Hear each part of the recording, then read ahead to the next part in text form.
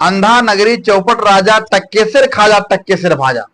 प्रिय दोस्तों, एक समय की बात है, एक साधु महात्मा ने अपने चेले के साथ वह धाम घूमने के लिए जा रहे थे। जाते जाते बीच रास्ते में एक नगर मिलता है, एक बाजार मिलता है। वो बाजार में जाते हैं, वहां देखते हैं कि सारा सामान टक्के से मिलता है। जो भी खाइए टक्के से, समोसा खाइए टक्के से, जलेबी खाइए टक्के से, छेना खाइए टक्के से, सोना भी मिल रहा टक्के से, चांदी भी मिल रहा टक्के से, जो सामान लीजिए टक्के से। महात्मा को शहर में रहना पसंद नहीं हुआ। सोचे कि नहीं, इस शहर में रहना नहीं चाहिए, यहाँ के राजा बहुत मूर्ख। किसी को बुद्धिमान या मूर्ख सबको एक समान यहाँ मिलता है। अगर पढ़े लिखे भी हो उसको उतने मान्यता मिलता है, अनपढ़ भी हो उतने मान्यता मिलता है कि यहाँ रहना बेकार है, इसलिए यहाँ चला जाए। उसका चेहरा था, उसको बहुत अच्छा लगा कि यहाँ कोई भी सामान टक्के से मिलता है। यहाँ तो टक्के से खाजा मिलता है, टक्के से भाजा मिलता है, टक्के से सोना चांदी सब कुछ मिलता है, यहाँ खा खा तो मुटा देंगे। वो चेला बोला अपने गुरु से, गुरु जी आपका जाना है तो जाइए, हमको बहुत अच्छा लग रहा है, हम यही शहर में रहेंगे, यहीं खा खा के हम अपना जीवन गुजारा करेंगे। गुरु ने कहे कि नहीं चेला, ये नगरी बहुत खराब है, इन नगरी को छोड़ो, यहाँ के राजा भी बहुत खराब है। किसी को अगर कदर भी नहीं है, पढ़ा लिखा भी उसको उतने मान्यता है, अनपढ़ इसको उतने मान्यता है, तो यहाँ रहने से कोई फायदा नहीं है। सारा सामान देख रहे हैं, चाहे तो सोना हो चांदी हो उतने भाव हो, सिंघाड़ा हो उतने भाव हो, छेना हो उतने भाव हो, यहाँ रहने से कोई फायदा नहीं है, हम चलते हैं यहाँ से। उन्होंने कहे कि चेला यहाँ पर मत रहो। बहुत माना करने के बाद वह चेला कहता है कि नहीं गुरुजी हम यहीं पर हैं। कितनों समझाने के बाद वह चेला नहीं मानता है।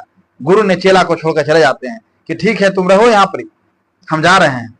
वह गुरु ने वहां से चले जाते हैं। चले जाने के बाद यह चेला था जो वहां पर टक्के से खाया, टक्के से भाजा, सब कुछ टक्के से मिलता था, खा खा के पूरा मोटा तागड़ा जवान हो गया। उसको चलने फिरने से लगा, जहां मोटा था पूरा मोटा हो गया था खा के। एक दिन की बात हुआ, गरीब मजदूर एक बकरी पाले हुआ था और एक किसान का बगल में घर था। किसान का दीवाल उलटकर उस बकरी के ऊपर गिर गया, बकरी तो मर गया। वह जो मजदूर था बकरी लेकर चला जाता है राजा के पास, कहता राजा साहब हमको फलना किसान के दीवाल गिरकर हमारे बकरी मर गया है, इसको न्याय चाहिए राजा साहब। वह अपने मंत्री को भेजता है कि जाओ वह किसान को बुला कर लाओ। किसान वहां पर जाता है, कहता है एक किसान तुम्हारा दीवाल से इस मजदूर का बकरी मर गया है, इसलिए तुम्हारा फांसी पड़ेगा। वह थर थर थर थर कांपने लगा। किसान कहता है हुजूर हमारे इसमें कोई दोष नहीं है, दोष तो है इस दीवार उठाने वाला का। हमने उसको ठेका दे दिए थे कि दीवार बढ़िया से उठाना, दीवार खराब से उठा दिया इसलिए गिर गया, इसमें हमारा क्या दोष है राजा? दोष तो है दीवार उठाने वाला मिस्त्री का। राजा ने कहता ठीक है और मिस्त्री को बुलाया जाए। मिस्त्री जब आता है तक कहता है कि अरे मिस्त्री तो इस किसान का कैसा दीवार लगा दिया कि इसका दीवार उलटकर गिर गया और वो मजदूर का बकरी छत पर मर गया, इसलिए तुझको फांसी पड़ेगा। मिस्त्री कहता है कि हुजूर इसमें हमारा कोई कसूर नहीं हुजूर, हमने तो बहुत अच्छा सा ईंटा जोड़े थे, हमने बहुत अच्छा सा दीवार को लगाए थे, लेकिन इसमें कमी तो है कि जो इसको मसाला बनाया था, जहां से मसाला लाए हैं उस मसाले वाला को दोषी है, मसाला खराब दे दिया इसलिए दीवार गिर गया। ठीक है वह दुकानदार को बुलाओ, जब दुकानदार ने यह सीमेंट दिया है, जाता है दुकानदार के पास, दुकानदार को बुला के लाता है। दुकानदार कहता है कि ए दुकानदार तू ऐसा सीमेंट दे दिया कि मिस्त्री ने दीवार को लगाया, किसान को दीवार उलटकर गिर गया, मजदूर को बकरी मर गया, इसलिए तुम्हारा फांसी पड़ेगा। क्या कि हुजूर इसमें हमको क्या कसूर है हुजूर, हम तो बहुत अच्छा सीमेंट दिए थे, कंपनी का सीमेंट है, इसमें दोषी तो है लेबर का, जो कि लेबर कम मसाला मिलाया, खाली बालू फेंट दिया तो उलट के गिरना ही गिरना है, इसलिए उलट के गिर गया। वह मजदूर को बुलाता है, जो मसाला मिलाता था, वह मजदूर आता है, कहता है लेबर, तूने जो मसाला बनाया था उस मसाला से मिस्त्री ने दीवार लगाया और किसान का दीवार उलट कर गिर गया। जो है मजदूर बकरी पाले हुआ था, इसका बकरी चत कर मर गया, इसलिए अब तुम्हारा फांसी पड़ेगा। वह मजदूर तो थर थर कांपना शुरू हो गया। लेबर कि अब हम क्या करें? क्योंकि हुजूर माफ कर दीजिए, क्षमा कर दीजिए हुजूर। क्योंकि कोई क्षमा की बात नहीं है, अब तुम्हारा फांसी पड़ना ही पड़ना है, ये राजा का हुक्म है कि तुम्हारा फांसी पड़ेगा। जब फांसी देने की बारी आता है, जैसी उसको फांसी को लटकाता है तो फांसी का फंदा था, वो फंदा बड़ा था। फांसी में लेबर को जैसी लटकाया, जैसी फांसी के फंदा से नीचे गिर गया, फांसी में मुड़ी नहीं फंस सका। जल्लाद ने कहा, हुजूर इसको हम फांसी दिए तो फांसी में लटक नहीं पाया, इसको फंदा था बड़ा था, तो गिर गया। तो गिर गया, फांसी तो पड़ना ही पड़ना है, क्योंकि हमने जो कह दिए हैं वचन कि फांसी पड़ेगा तो फांसी पड़ेगा, जैसे फांसी पर लेके पड़ना है। उसने कहा ठीक है, गिर गया तो गिर गया, इसको गिरने दो, जाओ खोज के लाओ जो इसको फांसी के फंदा में जिसको मुड़ियां ढकने वाला हो, मोटा तावा देख कर लाओ, जो मोटा तावा हो उसी को पकड़ के लाओ, उसी को फांसी दे दिया जाए। घूलते घूलते खोदते खोदते गया, वो वही गुरु के जो चेला था वही चेला भेटा गया, तो खा के पूरा मोटा तगड़ा बने हुआ था। कह रहा था कि आप यही तो ऐस मौज है। बाबा हमको कहते थे कि मैंने चलो चला चलो। अब पहुंच गया, सिपाही लोग कहे चलो उसको राजा साहब बुलाए हैं। तो राजा साहब हम क्या गलती किए हैं? अरे चलो उसको फांसी पर। तो क्या नहीं हुजूर, कोई गलती नहीं की हुजूर। अरे चलो, गलती नहीं किया है, राजा के पास चलो। राजा के पास जाता है। जब राजा कहता है कि तुमको फांसी पड़ेगा, क्योंकि हुजूर हमने कोई गलती नहीं की है। गलती नहीं किया है, मजदूर को फांसी देना था, लेबर को फांसी के फंदा में लटकाया गया। फांसी के फंदा बहुत बड़ा था, इसी कारण से इस लेबर को फांसी से गिर गया। और तुमको फांसी इसलिए दिया जाएगा कि तुम खा खा के बहुत मोटा हो चुके हो, इसलिए तुम्हारा मूड़ी बहुत बड़ा है, तुम मूड़ी ये फांसी के फंदा में तुम्हारा मूड़ी अटक जाएगा, इसलिए फांसी तुम्हारा ही पड़ेगा।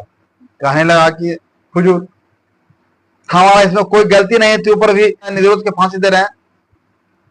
उसने अपना अंतरात्मा से अपने गुरु को स्मरना शुरू कर दिया।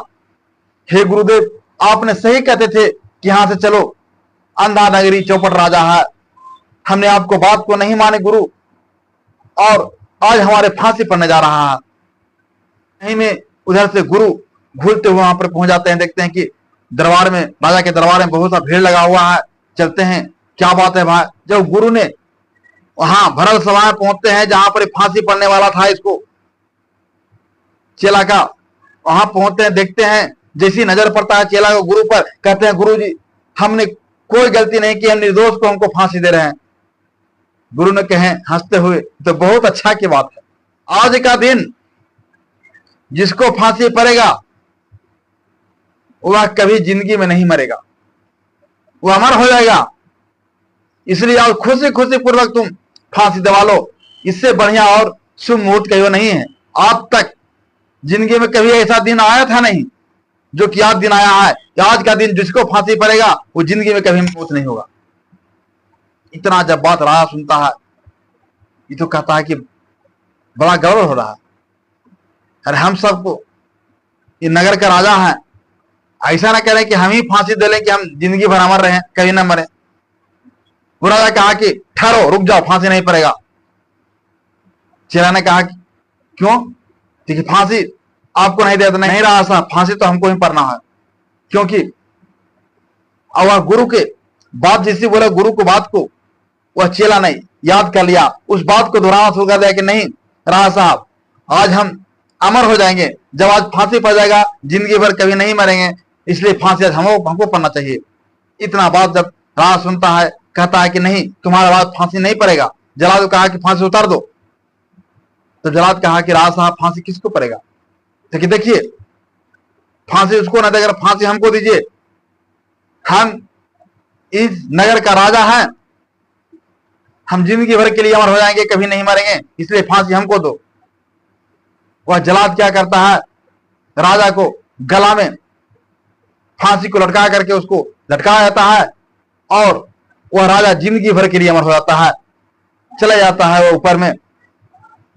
दोस्तों इसी प्रकार से उस राजा का मौत को घाट उतर गया और सभी प्रजा को उस मूर्ख राजा से छुटकारा मिल गया और अपना चेला को लेकर के अपने यहाँ चले गए और चेला से बोलते हैं, चेला इसीलिए मैं कहते थे कि यहाँ पर चलो, अंधा नगरी चौपट राजा है। वह अपने गुरु के चरणों में गिर करके प्रणाम करता है, कहता है गुरुजी आज के बाद आपके वचन को कभी नहीं भूलेंगे।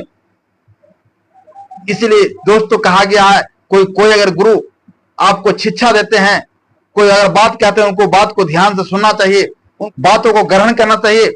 क्या बोल रहे हैं, आप कोई काम करने से पहले उसको गौर से सोचिए। दोस्तों अगर यह वीडियो आपको अच्छा लगा तो हमारे वीडियो को लाइक शेयर अवश्य करें और हमारे चैनल पर अगर नए हैं तो हमारे चैनल को सब्सक्राइब करके बेल घंटी को भी दबा दीजिए, ताकि जो भी इस तरह का वीडियो अपलोड करें आपके पास नोटिफिकेशन सबसे पहले पहुंचे। चलिए इसी के साथ वीडियो को समाप्त करते हैं। धन्यवाद।